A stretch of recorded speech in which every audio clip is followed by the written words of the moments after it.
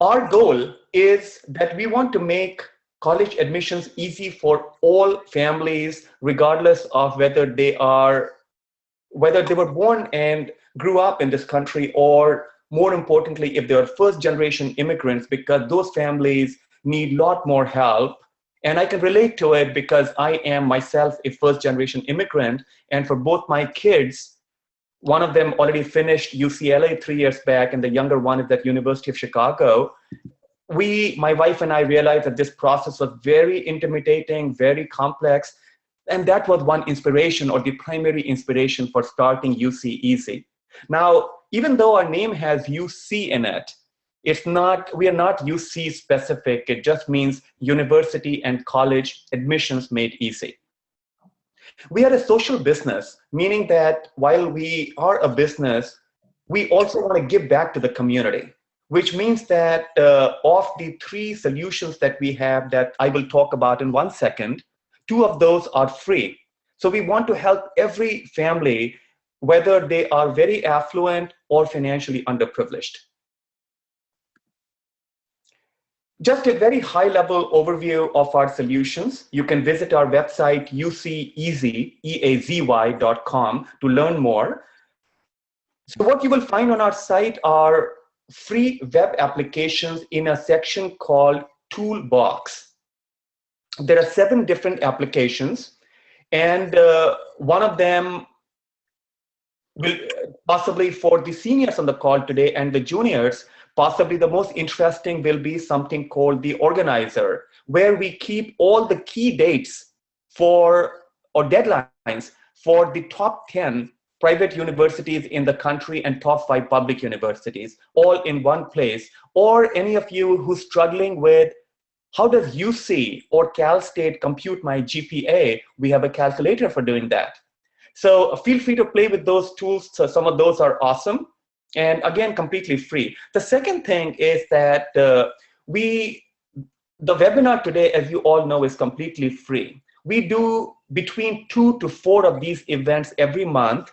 And for folks in Silicon Valley, in California Bay Area, we do a lot of in-person seminars as well, completely free, at libraries and other community centers. And that's a part of our giving back. The most important thing is that if you miss any of these events, then what you could do is that the recordings of these webinars are available online on our site in the section called Webinars or Events. So today's webinar recording would also be available there, and we have different topics: financial overview, campus visits, extracurriculars, college list. So feel free to use those, and more importantly, if you know of friends that have no help available on college admissions anywhere, then feel free to let them know about this free resource. Lastly, we offer one-on-one coaching through people like Lander Backert, where on our site is called the UCEazy Union. And what we do here is that we offer one-on-one coaching on the college admissions process through people like Lander. And we can help in any area. Today's topic obviously is essay review. And for the seniors on the call, if you are, even after the webinar today, if you think that you need additional one-on-one help, personalized help, then people like Lander can actually help you with further refining your essays. But we can also help with things like financial aid, summer planning, extracurriculars, anything, any aspects of college admissions. The last point I wanted to make here is I wanted to thank our partner, Oroola.com, OROOLA.com. Their founder and CEO, Neelam, she is in the audience today. The reason I wanted to acknowledge them is that they've done an outstanding job in terms of making so many of you aware about this webinar. So I want to thank Neelam, for their CEO and founder, for just doing outstanding work in awareness generation. And I would urge the attendees on this call to visit Oroola.com. Essentially, it is a community for K-12, for parents and high school students, where you can find local services, for example, tutoring or classwork, or free resources like the webinar today. And this is also a forum where parents can connect with each other for sharing ideas, resources, etc. So Neelam, thank you so much. And with that, I'm going to hand over to Lander. And Lander, please start with the introduction of yourself. I'm going to stop sharing and then let you share at your end. Perfect. All right, guys, give me 1 second to pull this up for us.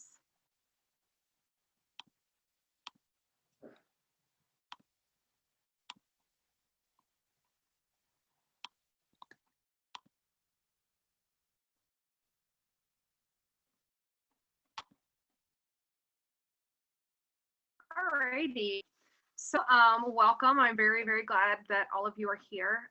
Vinny, can we see everything? Am I where I need to be? Yeah, I think it's totally fine. Yeah, we can see your slides, we can see your video. It's all good. Yeah, it'll be great if the dog were here because he looks adorable. She's amazing. So I want to give you guys a little insight as to who I am, so you know who you're working with today.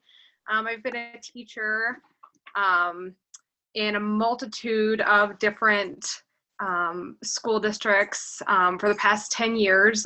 Did heavily focus on admissions because I taught in schools in Montana. Yes, there are bears. No, I haven't been eaten by one yet. We're all very worried about it. So I've spent a lot of time with students preparing for universities. I've had students go to MIT and Georgetown and Purdue, U of M. I mean, I think I'm lucky in that I've always had really bright students, but I'm here to help. About me personally, I have a bloodhound named Junebug. I do all the things that you would think someone who lives in Montana does. I like skiing and running and rock climbing and, I don't know, watching movies because it gets dark at 4 p.m., you know, basic stuff. So today, my goal is to help you with the UC essays specifically. Next week, I know we're working on just college admissions essays in like the grand spectrum of the whole world of essay writing. But today we're just going to focus on those 8 supplementals. Okay. All right. So this is always my first slide because I think it's important for us to realize that you shouldn't panic. College is stressful. Going into this process is stressful. I get that. We're really here to help you. And I think with just a little bit of help from people, what feels daunting is actually quite manageable. And it's, I mean, I'm super nerd, but I do think it's kind of fun, a little bit. And I'm going to talk about why I think it's a little bit fun. So, there used to be a personal statement. UC replaced the personal statement this year, okay? They think this new format's gonna allow you to be more yourself and to give you, or to give this particular university system flexibility. So if you don't want to talk about the worst thing that's ever happened to you, you can talk about the greatest thing that's ever happened to you. And that type of flexibility, they're hoping provides a more authentic experience for them and you, which is awesome. That's what we want.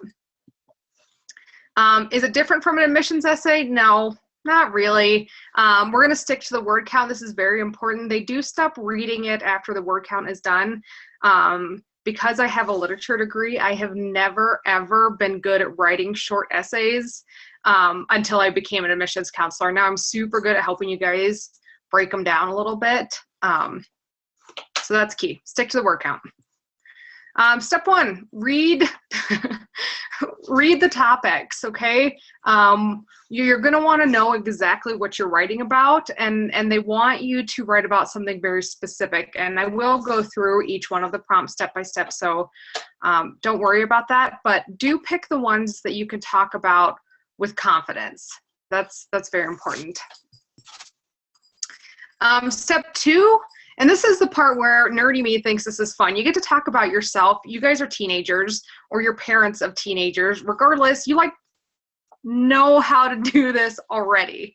Okay, thanks to the digital media world, you're super good at talking about yourself. And this way, you're just talking about yourself in a way to make a university realize that you are awesome, which you are, obviously, but that you have something that will add to their community. They want students who are going to come in and be productive.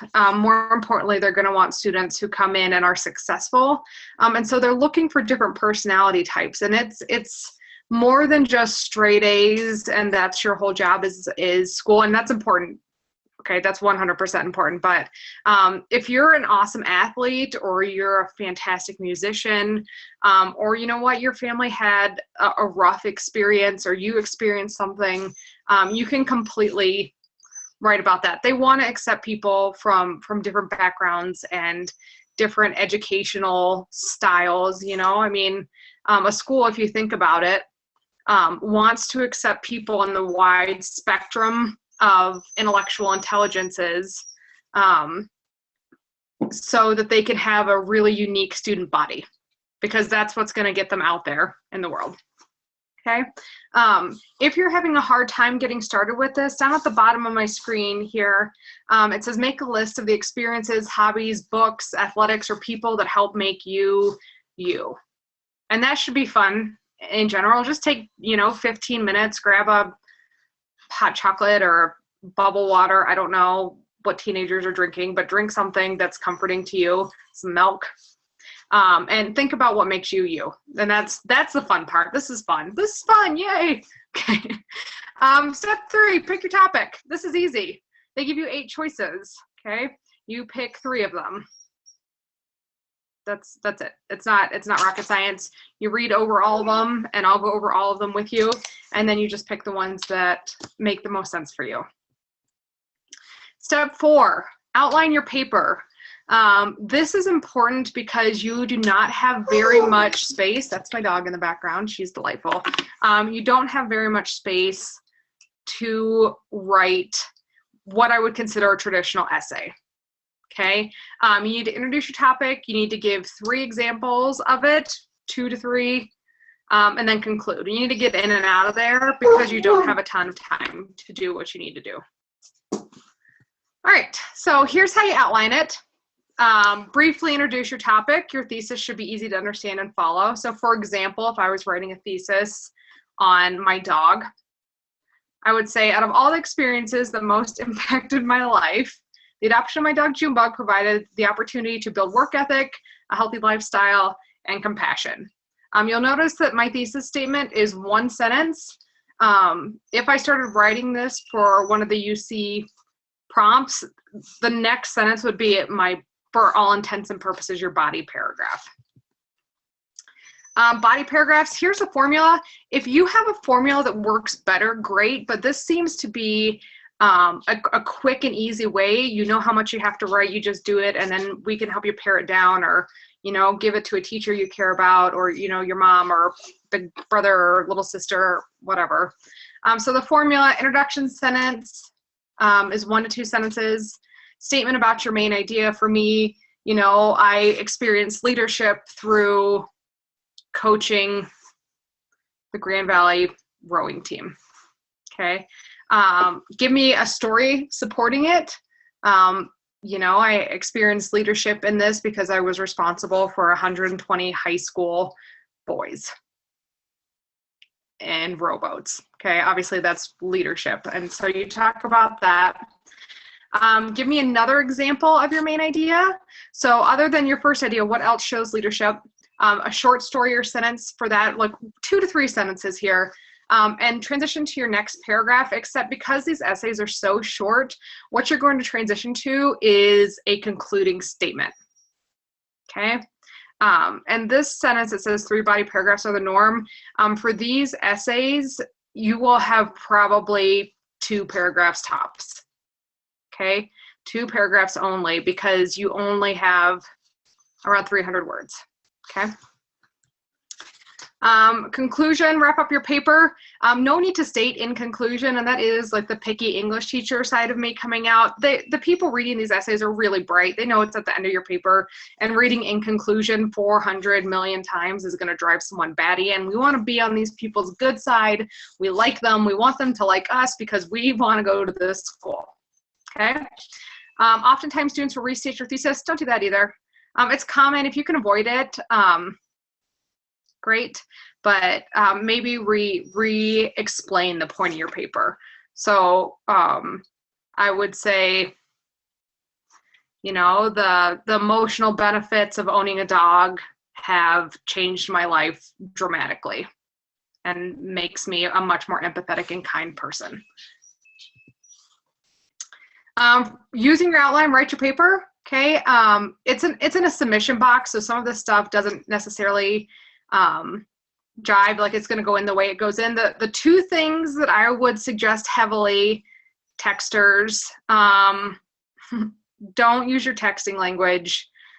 They don't know what it means. I'm barely 30, and some of the papers I've received, I don't actually know what language it is from the texting. That's how you know I'm old. I just called it the texting. That's great. That was a good moment for me. So avoid that at all costs. And above that, avoid contractions. Just by spelling out contractions, it makes your paper seem much more academic. And also teenagers tend to use a lot of exclamation points. You guys are geeked on life. Good on ya. That's wonderful. If you could send some of that enthusiasm my way, I would appreciate it. But in your paper, you don't need a ton of exclamation points. So just keep it professional. Step 6, this is my favorite, and any of the students who have worked with me through UCEazy have experienced this. I make them read their papers to me out loud. You will catch all of the stuff that you didn't even realize was goofy about your paper, about your syntax, or the way your sentences are put together, if you just read your paper out loud. Okay, and I know that that's crazy sounding, but when you're typing, your brain reads what it thinks you typed, and when you read it out loud, you're forced to read what you actually typed, and that's key. Please, if you do no other part of this part is important. Time estimates. I'm hoping if you are a senior that your essays are already pretty close to done, because that submission date is rapidly approaching. If you have not yet started yet and you need our help, contact one of us quickly so we can get this stuff done. Once you pick out your ideas, this process takes the average student about 10 days. Okay, so think over what you want to say and how you want to present yourself to the place that's going to inspire this wonderful future that you have planned for yourself. Which is so exciting, by the way, guys. This is such a cool part of your life. It's awesome. If you are not yet a senior, you're not in the application process yet, I would suggest starting this process in October,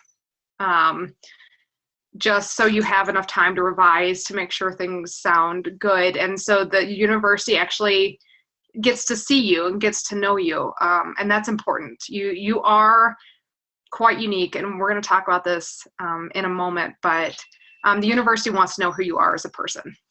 Okay. Things to remember, and these are just my blanket, like, go get them things to remember. Universities want to accept a student who will graduate and then be successful. That is their #1 goal, that you come and then you graduate. That's it. That's what they want from you. Universities care that you care about stuff, and I didn't type stuff in there for whatever reason, but universities care. They like people who like things, because people who like things change the world. Okay, no one changes the world like on a mediocre plate of whatever. So the university wants you to care about things, and all of you probably care about things, which is why you're watching my face right now. So don't be afraid to, like, channel that inner geek and get excited about stuff. And last but not least, and I think this is very important, you are an investment for the university. The rest of your life, once you graduate, they have their academic stamp on you, so to speak, and that's very important to them. So they want to know that you're going to do incredible things, which you will, but they want to read essays about people who are willing to do the work it takes to be incredible. So just keep that in mind. It's not actually stressful. You're all great, okay? Humans are, by definition, awesome. There's a whole YouTube video about that. It's so cool. Like, bikes and people jumping off things. Like, humans are cool, you're cool, this is fine, but they want to invest in you, and they want to invest in someone who will do something for the university. Okay, so I'm going to go over the 8 topics, okay, and just give you a little bit of feedback on how I would approach each one. Of course, feel free to approach it in any way you see possible or probable. If you're going through these and you're looking at your mom or your dad, or you're inside your brain thinking, holy crackers, this looks scary, it's not. And if you need our help, we've got your back, okay? So don't panic. We're going to go back to that slide, metaphorically. Okay, so the first one is describe an example of your leadership experience in which you have positively influenced others, helped resolve disputes, or contributed to group efforts over time. You do not have to write about all 3 of those things. You can pick one. I would think about teamwork, talk about teamwork if you've experienced it. Did your leadership example change your perspective on anything? Oftentimes you don't realize how powerful your personality is, like how much good it can do, until you're in a leadership role. I know for a fact that I didn't realize the confidence that would come from teaching and from career counseling and college counseling until I started seeing results from the people I was helping. So oftentimes leadership does change you, and it does something good for you. You know, so be prepared to talk about that if you feel that impacted you. And then after you accomplished leadership, what did you learn? So what did you get from this leadership experience that you wouldn't have gotten if you were more in the following group? Okay. And guys, not everyone is going to be the leader of a club or, you know, a sports team or whatever. If you've led things in your community, in churches or social groups, that counts. Okay. If you're a role model for younger kids or family members, also counts. Okay. A lot of you are future leaders. Okay. And I'm sure that those of you who feel comfortable in a leadership role have gotten in there. 2, okay, this is for the creative people. Every person has a creative side, and it can be expressed in many ways. Problem solving, original and innovative thinking, artistically.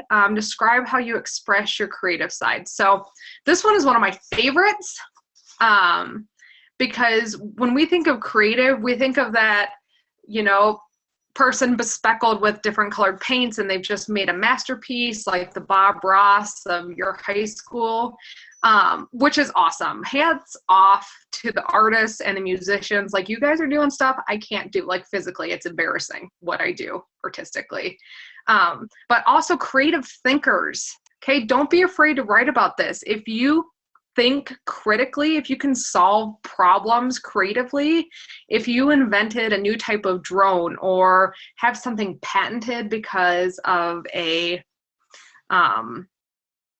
internship, that's creative thinking. And those creative thinkers are the people that lead companies, okay? Because you have to be able to think outside of the box. So this one I feel like encompasses so many great minds. It encompasses the people who are beautiful musicians and artists or dance majors, but it also encompasses people who can solve problems that other people can't, or have invented things, or, you know, understand chemical reactions and how they can benefit the world. Okay, so this is a great one for most people to talk about because strong, bright minds tend to be creative. Okay, talents. I love this one too. Actually, I like all these. I'm probably going to say that 5 more times. But what would you say is your greatest talent or skill? How have you developed or demonstrated that talent over time? Okay, this one I get asked quite frequently. Like, what if I love this thing? But I've never won awards at it. Great, who cares? Okay, if you've won awards and whatever you're talented at, awesome, write about that. But they really want to know what you feel talented at, okay? The thing that I feel most talented at is rock climbing Am I going to win awards rock climbing? No. Oh my gosh. I'm competing against athletes that make me nervous to stand near. So I'm not going to, but the benefits I've gotten from participating in that type of experience is something you can write about. Okay. So you don't need accolades for it. If you have accolades, awesome. But also I want you to think about with your talent, is it something you were born with? I have friends that are beautifully talented musically, and they were just born singing their little hearts out, and it's lovely. And I have other people who are incredibly talented skiers, who have worked their tails off, you know, almost literally to become that good at whatever they're after. So it's important if you're talented at something and it was hard to get there, great. The college isn't going to be like, whoa, look at this guy who's not naturally talented. They're going to be impressed that you took something and rolled with it.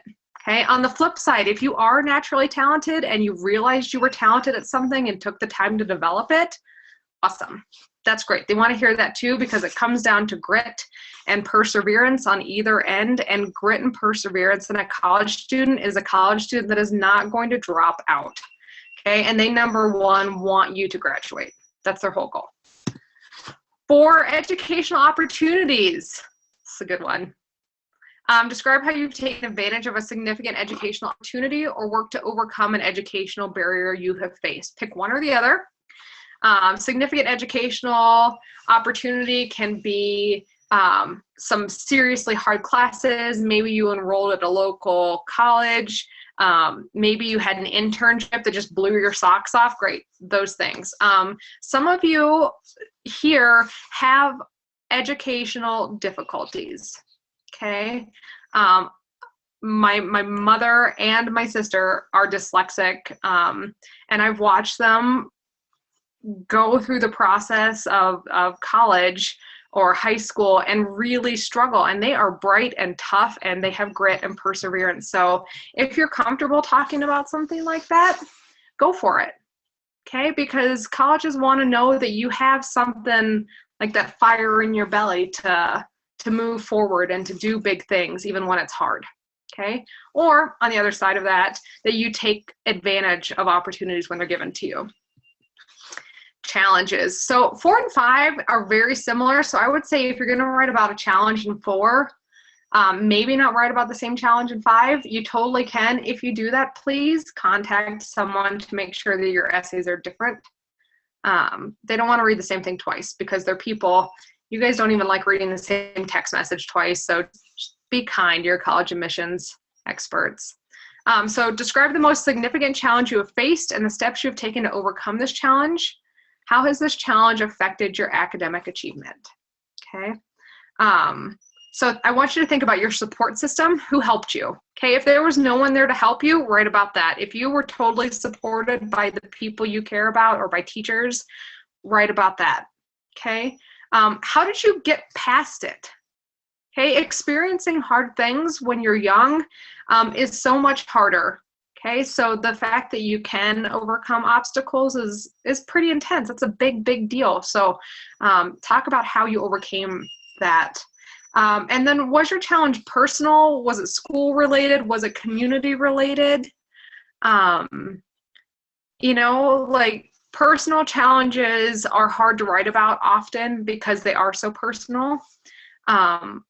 Academic challenges, if you're writing about an academic challenge here, obviously don't write about one in number 4. Unless it's all encompassing. And then community challenges are hard. It's hard when you want to do something and your community is struggling with something else. Okay, so pick what you know and go from there. Favorites. I love this one. Describe your favorite academic subject and explain how it's influenced you. Do not put gym or lunch.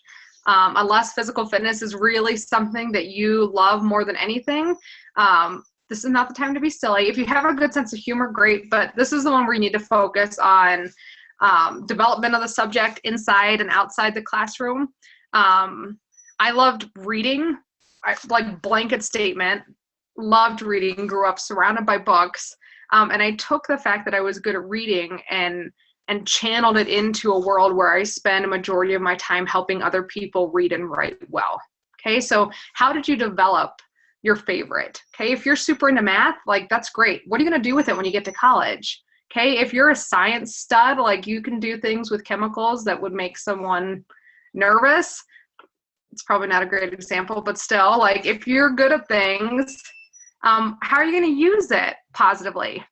Okay, so just think about how it's changed you. I think once you find what you truly, truly love, it does change you. And school gives you the opportunity to experience a whole slew of new things. So take the time to write about that. Betterment. This is a good one too. What have you done to make your school or your community better? Have you started a club? Is there something going on in your family where you're doing a lot of work for your family because that's who you are as a person, and you as a person is awesome? Okay. Is there a problem in your community that you wanted to fix, or your school? Did you start an anti-bullying campaign? Did you bring in a green coalition? Have you worked with student athletes to make the athlete population in your school a positive academic force? Like, a lot of you were doing really awesome things, like awesome things. So if you've made the world better by working hard and existing in it, this would be a great topic for you to write about. Okay. Last one.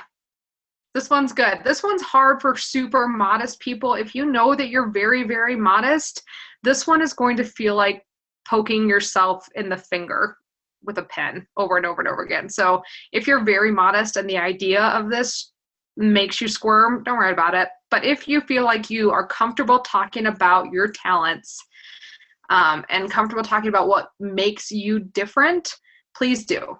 Okay. What is the one thing that you think sets you apart from the other candidates applying to the University of California? Here's the deal.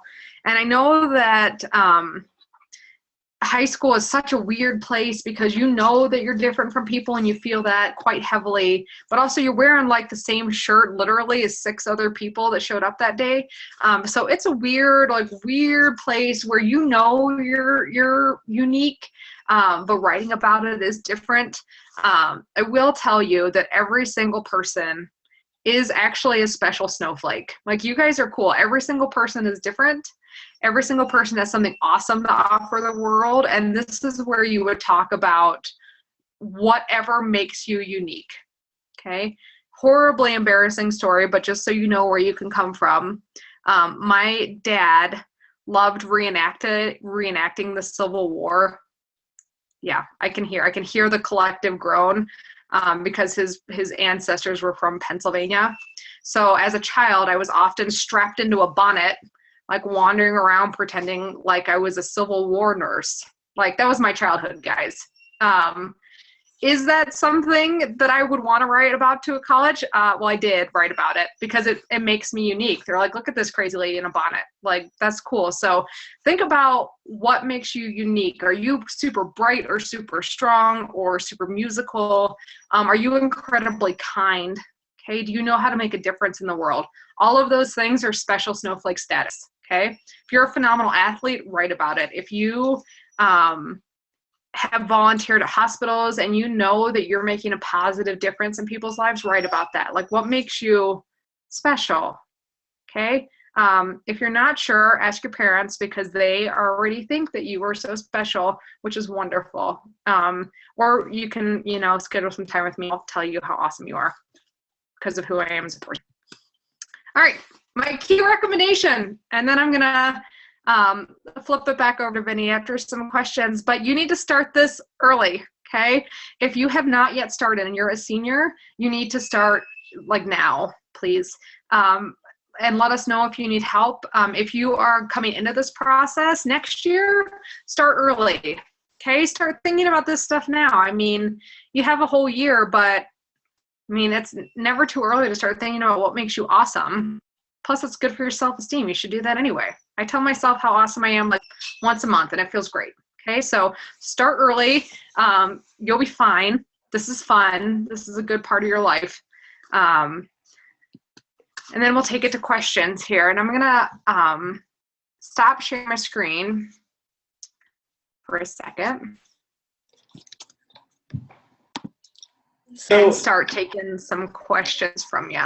so Lander, Yes. so before I see several questions in the Q&A box, which if you can start responding live, that will be great. But before you do that, there are a bunch of non-seniors on the call, Okay. starting from Awesome. 8th grade. So a couple of questions. The first one is, and I'm actually, through these questions, I'm actually guiding the audience in a particular direction because, as I said before, I have been through 2 college admission journeys with my kids. So I'm just trying to share my experience through these questions. So the first one is that it almost feels that the process of essay writing is quite closely linked to the process of choosing the right extracurriculars. These are not 2 separate No. things or buckets. Do you have a perspective? I do have a perspective. So, and I came from a highly collegiate academic family, and my parents' number one mission was to still make sure I was doing things other than school that I cared about. And school is important, but you need to have some type of hobby. You need to have a full life. Like, you know, when you become an adult, you're not going to be studying anymore. Like, what are you going to do? You know, so I want you to think about, to have good essays, you need to have some life.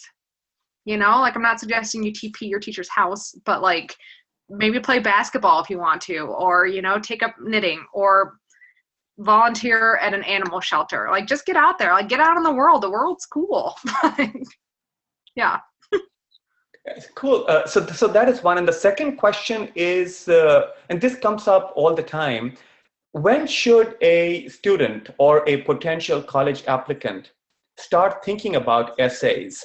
So, for example, some essay experts say that this is an ongoing journey of a process of self-awareness, and actually a student that wants to be really competitive in applying to top-tier colleges needs to start thinking about essays early. That is not just a point-in-time thing in 12th grade. Do you have a view on that? Yeah, I would say by 8th or 9th grade, you know, you realize whether or not you're what you think you kind of like, and that's hard because you feel so young, but you're going to know kind of what you're into. So I would say by the end of your sophomore year, you should have some light idea to what branch of universities you're applying to. Okay. By 8th grade, if we backtrack a little bit, you're going to need to know kind of what you're into, because the classes that you take, and I think our website has a whole bunch of steps that they can look at those. But you're going to need to know where you're kind of wanting to go, so you know what your course load needs to look like. You know, some colleges have, you know, foreign language requirements, like they require 4 years. You know, if you don't figure that out until your sophomore year, you're like, oh crap, well, I only have 2 years of French or German. So 8th grade is when I would start thinking about things, and that's directed, you know, but if you haven't thought about it quite yet, you're fine, like, we'll figure it out. But I would just start putting things in line so you know what you have to accomplish to go where you want to go. And actually, so actually what you just said turned out to be a bonus answer. Yeah. My question was actually more in terms of that there are a lot of, like I said before, a lot of 8th graders on this meeting or this webinar today. So specifically with essays, is there a benefit in starting thinking about essays early, even though you're not putting stuff on paper?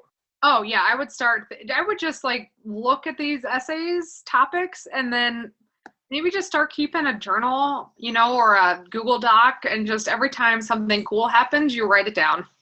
And then when you're a junior, you start going through all the cool stuff that's happened, or the not cool stuff that's happened, and then you can start from there. But yeah, I would start early. You need to start early. Like, this is important, and important things take time. Awesome, Lander. So we have a bunch of questions in Q&A. So if you can start taking those, and if you can read the question aloud, please, before answering, that would be awesome. Yep. All right. So for this prompt, or for the formal, does an internship given by a teacher count as an educational opportunity? Yes.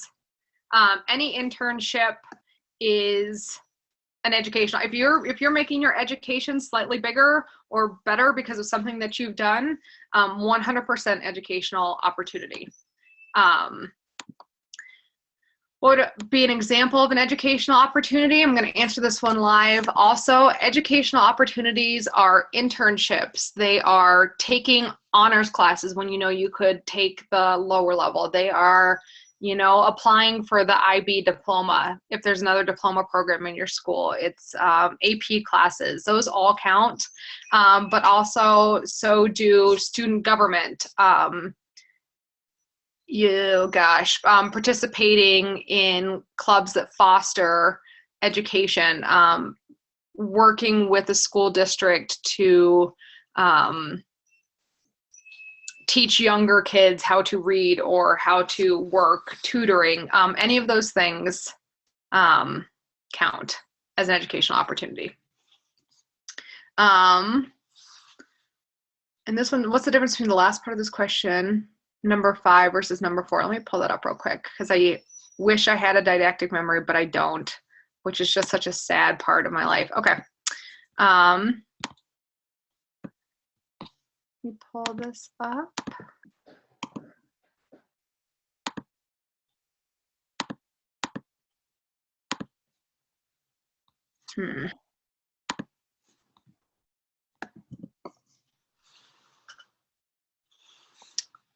I'm having a hard, okay. So last part of the question, number 5 versus number 4. There is not a big difference there, okay? Which is why so number 5 is describe the most significant challenge you face the steps with, and how has this challenge affected your academic achievement? And then question 4 is describe how you've taken advantage or work to overcome an educational barrier. The back half of bottom 4 and number 5 are essentially the same, okay? So I would pick one or the other, okay? If you had something really, really unique happen to you, if you had a traumatic injury or your dyslexia or ADHD has played a significant role in your life, you could talk about both of those and describe different levels of overcoming barriers. So if one barrier is, hey, letters don't look like letters to me, and so reading was hard, and then you discuss the barrier of getting into an AP English class, like that's okay. Yes, the subject. So the question is, can this subject be different from the subject the student plans to major in? Absolutely. Okay, high schools only have so many opportunities. And yeah, if your favorite subject is English literature and you know that you're going into osteopathic medicine, that's fine, okay? Like, talk about what makes you alive right now, because they just want to know that you're into things. The next one, I'm a high school junior taking an English class at community college with other juniors. The professor is very difficult, and even though he helps you, your grade doesn't reflect it. Been there. Students even go to the writing lab to get help, but hardly anyone gets a good grade. Would it be wrong to state that about a professor in your UC essays as an academic challenge? That is such a good question, and it is so, so tricky. So I'm going to answer this the best way that I can. I would focus on that challenge as you took an advanced class and it was incredibly rigorous, and you did not receive the grade that you were used to receiving. And then talk about, you know, the self-esteem aspect of that, and how, you know, struggling through what I imagine is probably incredibly frustrating, to still do a good job even if you are frustrated. I think that would be the most appropriate way to talk about it. I would not talk about the professor and their failures if that's how they're perceived, because that isn't talking about you, it's talking about somebody else. So I would focus on what you're doing and how you're overcoming it. So next question, you guys are killing it with the questions, by the way, so good on ya. So excluding early application, if apps are due in January and I turn my apps in December, does this look better than waiting till January? No. They don't care. They just need it in by the due date. They don't even start reading them until the application goes in. Just don't submit it late, okay? Doesn't look better or worse.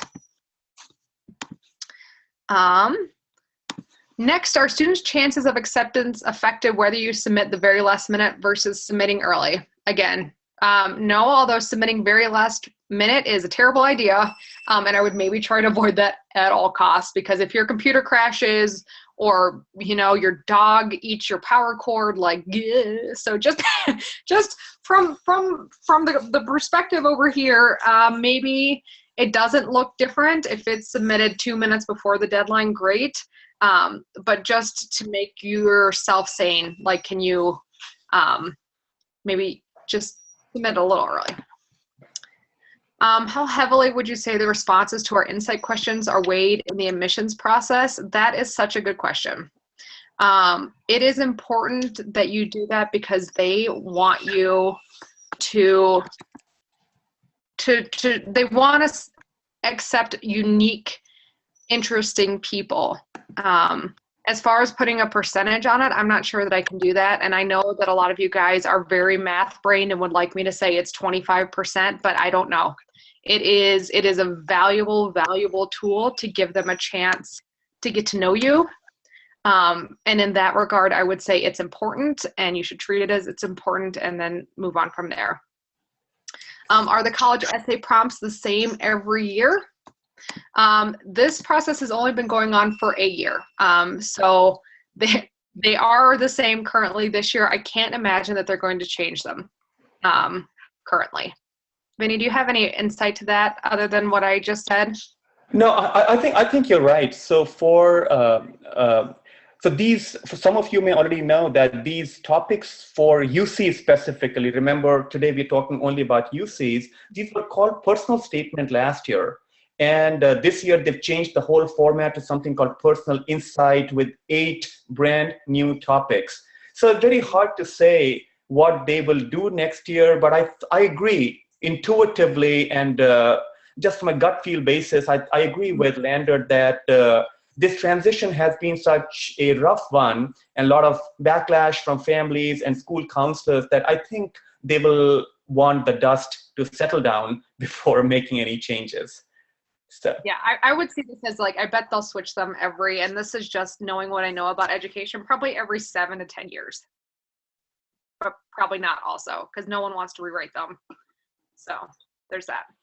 Okay. Lander, before you go on to the next questions, so for the audience, Lander will take a few more questions, but let's give her a little breather because she's been going on for the last 45 minutes or so. So I just wanted to switch quickly to how, for those of you who need additional help or one-on-one help in addition to these free resources, how you can get those. So let me quickly talk about that. Please keep your questions coming because Lander will take more questions. Mm-hmm. And Vinny, I'm gonna just start answering some of these by text. If Sure, that's okay. Absolutely, absolutely. Lander, can you see my screen? I can. Okay, all right. So for those of you, especially the seniors on this call, and there are a bunch of those, if you believe that in the remaining 17 days that you guys need help with either brainstorming the topics like Lander today talked about, or brainstorming what to write, hopefully you guys are a little bit further than that with only 17 days left, but I can understand if you're not. Or if you just want somebody to review those essays for you, then people like Lander can help. And we have a team of Lander type experts that can help. So the way you can do this is go to union.uceeazy.com and you can check our essay review packages. If one of those works for you, you can order online. Otherwise, you contact us and we can make a personalized package for you. Now, for the other grades or even seniors that are not looking for essay help and are looking for other kind of help with college list or financial aid, or for the younger grades on this call, if you're looking for help all the way, it's like, hey, hold my child's hand or hold my hand for the entire process. We can People like Lander can help you and hold your hand all the way through. So you can learn more here, but if you want to contact us, please email info@uceeazy.com or call us. We will be happy to walk you through the process and share with you. Now, one thing that I want to share here is that since we are a social business, we want to work with every family regardless of their financial means. So please don't think that if you're not financially well off, that we cannot help. Maybe we cannot help you as much, but let's have a discussion about can we get you at least some help, which is better than nothing. So don't hesitate. We are here to help with our social cause. For the younger grades, 8th, 9th, 10th, we recommend certain hours with our experts like Lander, and we can talk about this, and this table is available on our website also on union.uceeazy.com. So what we have done is that we have taken the mystery out of this college admissions process and we have come up with a list of what are the kind of things that you need to do in different grades to stay on top of college admissions. So instead of you feeling completely overwhelmed, as long as you do these things, you should be on top of the college admissions process, and Lander and her coworkers or her teammates can actually help you with all of these. Please continue looking for our free events. Like Lander said, next week, same time, we will talk about common application essay, and we will talk about the supplemental essays for private colleges. You can check out recordings of today's event or past events in the past recording section. And for those of you who are local to Silicon Valley or even the Los Angeles area, if you think that you want us to come to your workplace and do free workshops or seminars, please contact us. We will be happy to support that. Please fill out the feedback form that's on your screen. It looks like some of you are already filling that.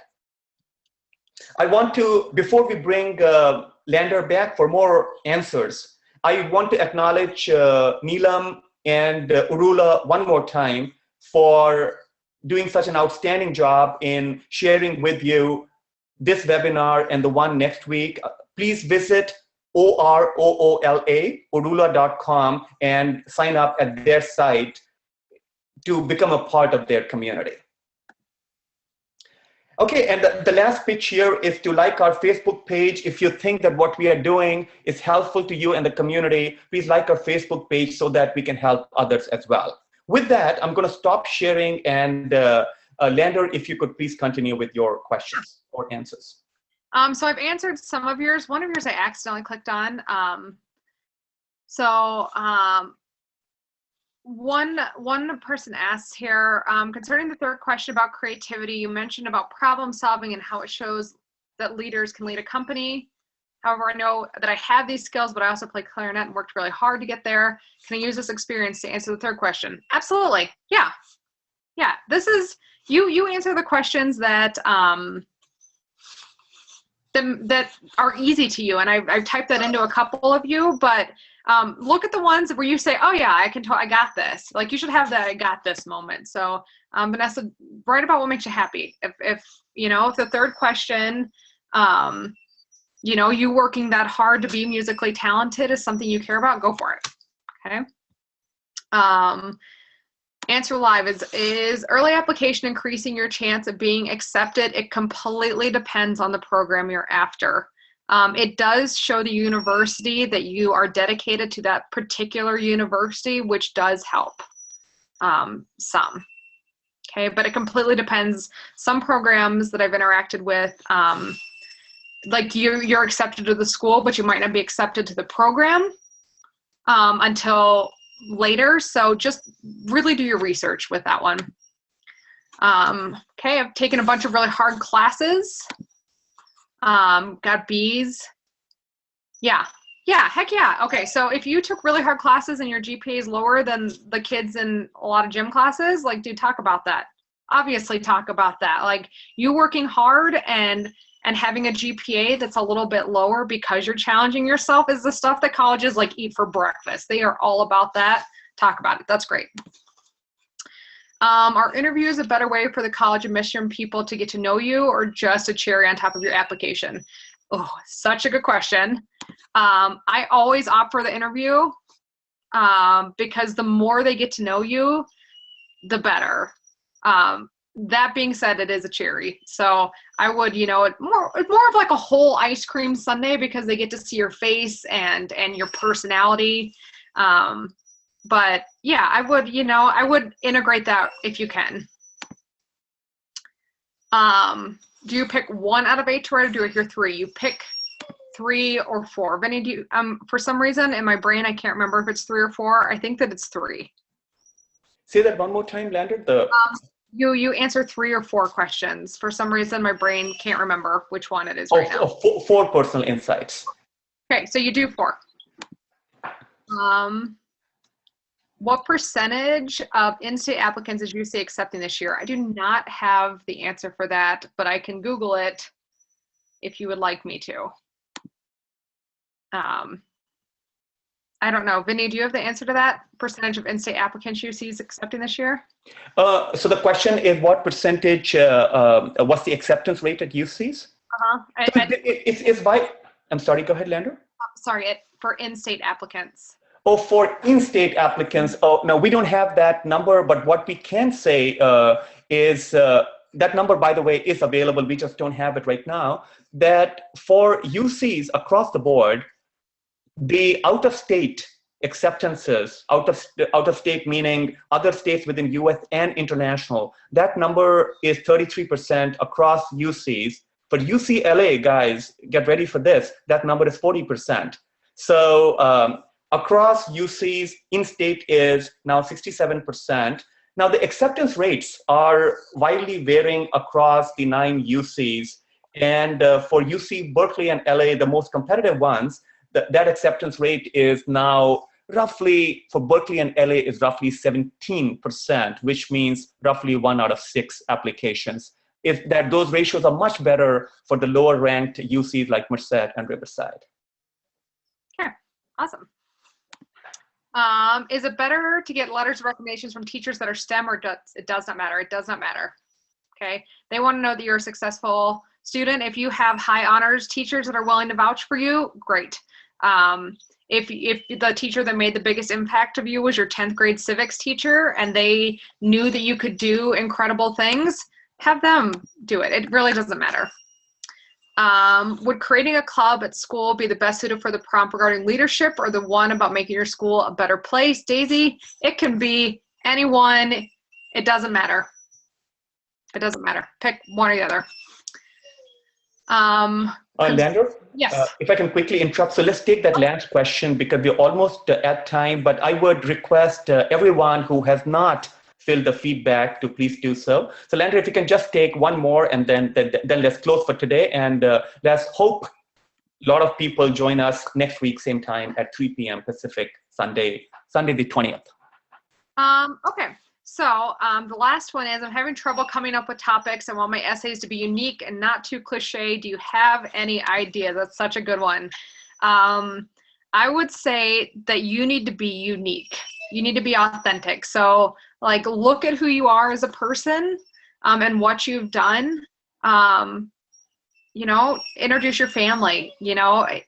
Some of this is going to be inherently cliche. I would avoid maybe using cliches when you write. But the rest of it, you're special. It's not going to come off as cliche.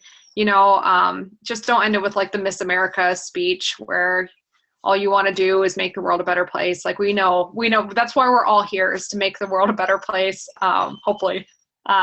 So just be yourself. Just be yourself, kids. You got this. All right.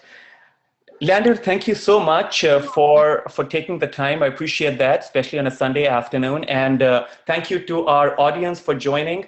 For the seniors on the call, guys, hang in there. It's 17 more days for UCs and another, say, 47 days for the rest of it. Hang in there. The only thing I would say, and Lander would say, is it's all right in the sense that don't stress too much. Find some time to smell the roses, even if it is 5 minutes a day, or place that call to that best friend, because you can't stress too much about this. You need your wits about you. So good luck to seniors for success. We hope to see you next week. And to the parents, we always say this, to the parents who take time out on a weekday afternoon when they could be enjoying a beautiful siesta. For them, if you join here to support your child, thank you so much. You guys are awesome. So with that, thanks everyone. Enjoy the rest of your Sunday. Have a great week, and hopefully see you same time next Sunday for Common App and supplemental essays. Perfect. Bye for now.